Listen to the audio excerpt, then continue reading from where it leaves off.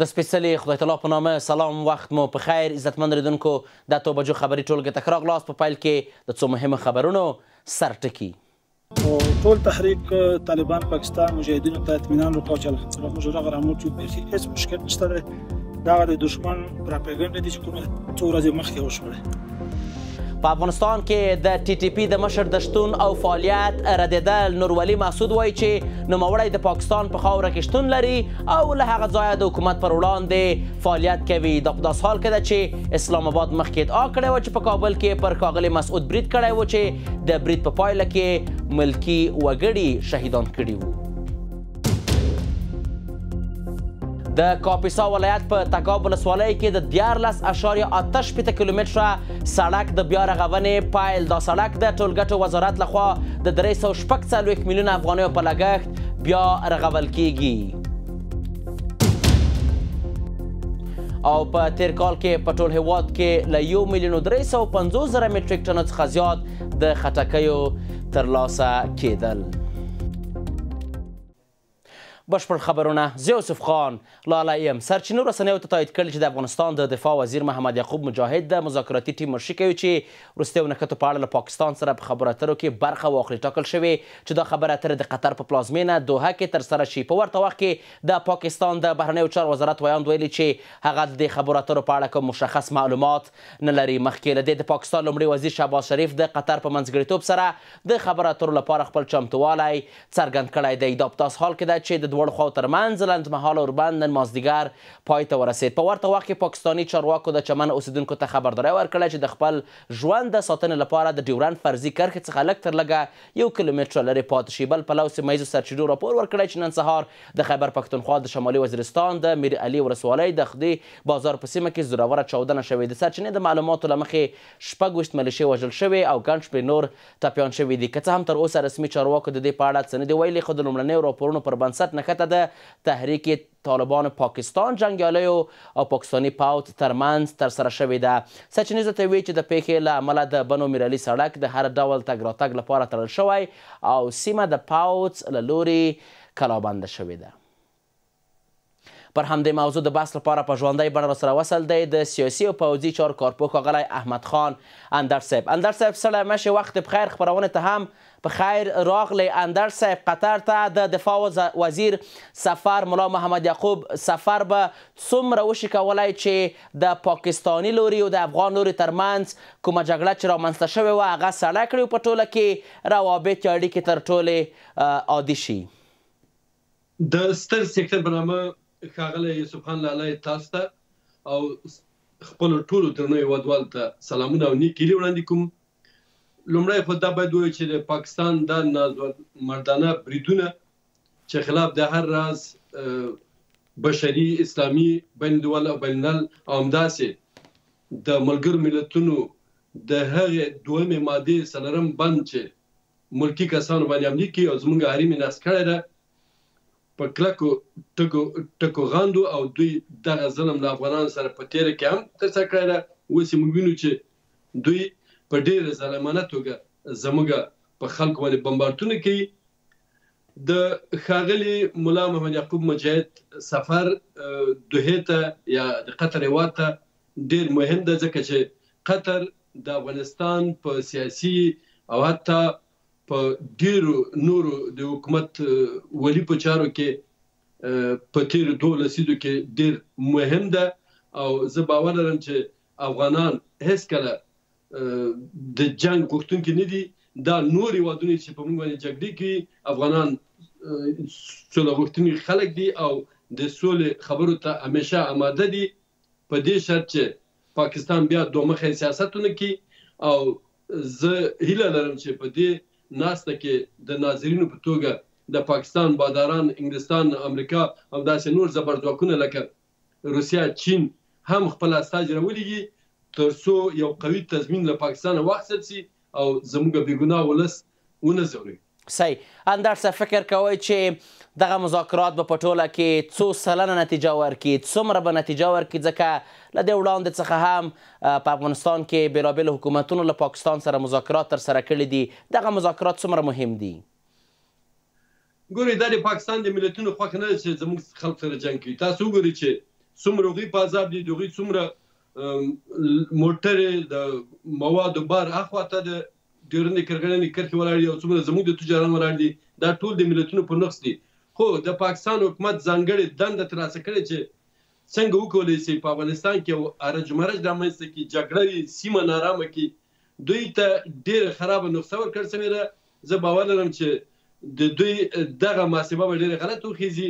دا ناسته د افغانستان د اسلامي امارت لپاره یو ښه ډیپلوماټیک فرصت ده چې زموږ هغه سیاسي او ډیپلوماټیک حیثیت به په نړۍ کې جګ کړي، ځکه چې موږ د داسې یو هېواد چې هغه په سیمه او په نړۍ کې یو ډېر ستراتیژیک حیثیت لري لکه قطر، د هغه په منځګړیتوب کې او پاکستان که وغواړي که نه غواړي دلته نور هېوادونه شته چې په دوی به فشار راوړي او دا زموږ لپاره ډېره په ګټه تمامېږي. موږ غواړو چې د خبرو لارې هر څه حل شي. که چیرې جګړه کېږي، په جګړه کې دواړو لورو تاوان ده او د جګړې لپاره افغانان د ملګرو ملتونو د یو 50 مادې سره حق لري چې د پاکستان دغه بریدونه په کلکه سره جواب کړي او لکه تېرې 4 شپو کې جواب کړل، د دوی پوستې ونیولې او سرتیري افسران تار و مار او هلاک کړل. الدرس فکر کوئ چې په دغه مذاکراتو کې به په ټوله کې دایمي اوربند ته لار پیدا شي، یعنی کوم اوربند چې د ډیری راپورونو پر بنسټ د یو څه وخت دپاره او دا به په همیشګي اوربند ته تغییر شي، تبدیل بشي او په ټوله کې کومې د پولې دروازې چې دي دا به هم ټولې خلاصې شي، روابط، اړیکې، هر څه به بیرته نارمل شي. ښاغلی لالی صاحب، اسلامي امارت دا 4 کاله کېږي چې نړیوالو ته، ګاونډیانو ته، د سیمې هېوادو ته اعلان کوي چې زموږ خاوره د هېچ چا په ضد نه استعمالېږي، موږ متوازن سیاست کوو، له ټولو سره ښې اړیکې غواړو. دا ظالمان دي چې غواړي د افغانانو له وینو څخه بیا خپل اقتصاد وسرخوي، دوی ګټې پورته کړي. موږ خو له دوی سره څه ستونزه نه لرو، باید دایمي اوربند وشي، ځکه چې که دایمي اوربند نه کېږي نو دا ناستې به بې اثره وي او افغانان به خپل غچ اخلي. دا مهمه نه ده چې زموږ هوایي پوځ ضعیفه ده، موږ نور داسې لارې او چارې شته چې د پاکستان دغه تورونو، دغه بریدونو ته په کلکه سره جواب ووایو. یعنې باید دایمي اوربند وشي، ځکه دا دواړه هېوادونه، ملتونه یې ورونه دي، ډېر مشترکات لري، که هغه سیاسي دي، اقتصادي دي، مذهبي دي، ژبني دي، همداسې اقتصادي دي، خو وار وار سره موږ ویلي دي موږ د جګړې غوښتونکي نه یو، خو که چیرې مجبوره کوي بیا به د پاکستان حالت له هغه زبرځواکونو څخه چې دوی پلار و نیکه و لکه انګریزان او امریکا له هغو نه بدتره وي. او پاکستان خو د همدې لپاره چې خپل د بام واورې موږ ته راواچوي، وضعیت یې خراب ده. تل د افغانستان په اسلامي امارت تهمتونه کول، په نړیوالو سجو کې کله لابیګري کوله، کله زارۍ کولې، او بالاخره چې لوی درسیز او د دفاع وزیر د خپل نیکه کور امریکا ته لاړ، ځانګړې دندې ترلاسه کړې، اوس ځکه کوشش کوي چې له هوایي بریدونو نه کار واخلي. موږ نړۍ ته وایو چې موږ سوله غواړو، موږ په دوی باندې لومړنۍ حمله نه ده کړې. دا دوی چې په نیمه شپه کې زموږ د هېواد زړه کابل بمبارد کړ، همداسې مخکې هم بمبارد کړي، تېره شپه بیا د تایمني په سیمه کې بمبارد کړ، بې ګناه ملکي خلک یې وژلي دي. چیرې دي د ملګرو ملتونو د بشر د حقوقو ادارې؟ اندر صاحب که اجازه راته راکړئ چې دا وپوښتم چې حتی اوس د ټي ټي پي کوم مشر چې دی ښاغلی نورولي محسود، هغو هم ویلي چې دی په افغانستان کې شتون نه لري. د دې سربیره ویډیو یې هم خپره کړې چې پکې وایي چې زه افغانستان کې نه یم، زما فعالیتونه د ډیورنډ فرضي کرښې نه آپلو دي او ټولو ته یې ډاډ ورکړی دی، بېلابېل نورې څرګندونې هم ترسره کړي دي. فکر کوئ اوس مهال پاکستان ته کومه داسې خبر ورپاتې ده چې دوی همیش وایي چې یا د هم په افغانستان کې ترهګرې ډلې وي یا د هم همداسې نور؟ ګورې، دوی ډېر غټ قوت لري، اتمي قوت ده، اردو لري، پولیس لري، استخبارات لري. د دوی د هېواد امنیت موږ نه ساتلی. او لکه څنګه چې تاسو ویلې د ټي ټي پي مشر ښاغلی نورولي مسعود په خپله 2 ویډیوګانې خپرې کړې چې موږ هم ولیدلې. هغه د دوی په اوسنۍ دغه دروغجنه جغرافیه کې ده، دوی دې پسې ګرځي، افغانان دې په دې تور نه بدناموي. خو لکه څنګه مې چې مخکې ویلې دوی ځانګړې دندې ترلاسه کړي دي. دوی د افغانستان پیاوړتیا په پښو درېدل دغه امنیت نشي زغملی. حتی د دوی باداران او د روسیې سره چین سره د هند او ایران سره زموږ اړیکې نشي زغملی. د ښاغلي امیر خان متقي سفر هند ته په پاکستان کې اور بل کړی. تاسو تلویزیون وګورئ، تاسو سیاسیونو خبرې وګورئ چې ډېر مستبدانه ډېر غیر ډیپلوماټیک خبرې کوي او غواړي د افغانستان په کورني چارو کې دوی لوی لاس ولري. دا خوبونه به نور د دوی له اوبو سره لاهو سي. موږ د هېڅ هېواد په کورني چارو کې مداخله نه کوو، خو که چیرې مجبوره کوي بیا به دغه ځواب وویني لکه د تېرو 4 شپو او دوی نور هم که چیرې دایمي اوربند نه کوي په تمه دې اوسېږي چې پاکستان به په خپل دننه د هېواد کې اورونه پکې بلیږي، اور به اخلي. صحیح. د سیاسي پوځي چارو کارپوه ښاغلی احمد خان اندړ په خپرونه کې ستاسو له حضور څخه نړۍ منندوی یم. اوس هم د خبرونو دوام. د تحریک طالبان پاکستان TTP مشر نورولي محسود ژوندی دی، په افغان خاوره کې شتون نه لري. په ویډیو کې ښاغلي محسود ویلي چې نوموړی د خیبر پښتونخوا ایالت په خیبر ولسوالۍ کې ژوند کوي او له هغه ځایه د پاکستان حکومت پر وړاندې خپل فعالیتونو ته دوام ورکوي. د TTP مشر ویلي چې نوموړي دا ویډیو په خیبر پښتونخوا کې د خپل شتون د ثابتولو لپاره ثبت کړی او ټینګار کړی چې هغه د افغانستان خاوره د پاکستان پر وړاندې نه ده کارولې. دا په داسې حال کې ده چې پاکستان څو ځله د افغانستان هوایي حریم څخه سرغړونه کړې او په کابل کې په ملکي وګړو برید کړی او ادعا یې کړې چې د TTP مشر یې په نښه کړی دی چې په دې بریدونو کې ډیری افغان ملکي وګړي شهیدان شوي وو. پاکستان له څو کلونو راهیسې پر افغانستان تور لګوي چې ګواکې د TTP د روزنې مرکز دی، خو دغه ادعا تل او په کلکه د اسلامي امارت له لوري رد شوي. کابل ویلي پاکستان په خپله د ترهګرۍ د روزنې اصلي مرکز دی. په وروستیو ورځو کې د پاکستان ادعاوې لا زیاتې شوي او اسلام آباد په څو مواردو کې د افغانستان د هوایي حریم د نقض له لارې پر کابل هوایي بریدونه کړي. پاکستان ادعا کړې چې د تحریک طالبان پاکستان یا TTP جنګیالي یې په نښه کړي او په حقیقت کې ملکي وګړي یې شهیدان کړل. دغه بریدونه د اسلامي امارت له جدي غبرګون سره مخ شول او د افغانستان د حکومت ځواکونو د ډیورند په فرضي کرښه د پاکستاني پوځ څو پوستې تر برید لاندې راوستي او له منځه یې وړی، خو په پای کې دواړو خواو ترمنځ لنډمهاله اوربند هم ټینګ شو. د تحریک طالبان پاکستان مشر خو اوس نورولي محسود په یوه تازه ویډیو کې د خپل ژوند ثبوت ډاډ ورکړی او ویلي چې هغه په افغانستان کې حضور نه لري.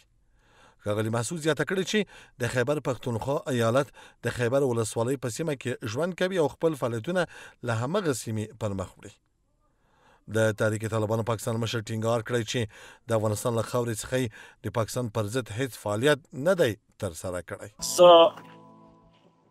په خپله خاوره او چې هغه قبایلي خاوره ده او بیا هغه خاوره چې دغه ډېره د غیرتمند اقوامو ډکه خاوره ده چې د خیبر خاوره ده. د خیبر په خاوره باندې الحمدلله زه موجود یا شتون لرم او ټول تحریک طالبان پاکستان مجاهدینو ته اطمینان ورکوي چې الحمدلله موږ دغه راموټ یو بیخي هېڅ مشکل نشته دی. دغه د دښمن پراپګنډه دي چې کومې څو ورځې مخکې وشوله. د ښاغلي محسود ویډیو په داسې حال کې خپره شوې چې د هند د بهرنیو چارو وزارت ویان د افغانستان او پاکستان ترمنځ د وروستیو سرحدي نښتو په غبرګون کې ویلي اسلام آباد له دې امله ناخوښه دی چې افغانستان په خپلواکه توګه پر خپلې خاورې واکمن دی. افغانستان پاکستان بارډر روښانه ده چې ترهګریزې ډلې په پاکستان کې شتون لري او دغه هیواد یې ملاتړ کوي. د هند د بهرنیو چارو وزارت ویان دغه څرګندولو په داسې وخت کې شوي چې د پاکستان د دفاع وزیر خواجه آصف یو ځل بیا ادعا کړې چې د کابل او اسلام آباد ترمنځ د تاوتریخوالي له زیاتېدو سره د هند له لوري د برید احتمال شته. آصف ټینګار کړی چې پاکستان د دواړو جبهاتو د مقابلې لپاره بشپړ چمتوالی لري او هیڅوک باید په دې اړه شک ونه کړي.